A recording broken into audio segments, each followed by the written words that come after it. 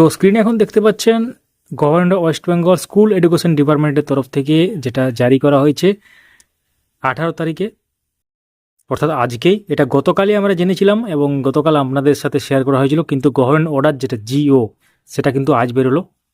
এবং সেক্ষেত্রে যেটা বলা হয়েছে যে ওয়েদার যে এত গরম ওয়েদার, সেই জন্য কিন্তু সেই সব কথা মাথায় রেখে 22/4/2024 থেকে কিন্তু ছুটি থাকছে। কতদিন ছুটি থাকবে সেটা কিন্তু বলা নেই। এটা কিন্তু তার মানে ছুটিটা এগিয়ে এলো ধরা যেতে পারে, শুধুমাত্র দুটো জেলা বাদ দিয়ে, দার্জিলিং এবং কালিম্পং। তো তারপরে কি লেখা আছে দেখুন, the teaching and non teaching staff will also remain on leave as a special case during period. তো টিচিং এবং নন টিচিং স্টাফ তাদের কিন্তু ছুটি, এমনটা না যে স্টুডেন্ট আসবে না কিন্তু শিক্ষক শিক্ষিকাদের যেতে হবে বা নন টিচিং স্টাফদের যেতে হবে, এমনটা না, তাদেরও কিন্তু ছুটি। এবং তাও কিছু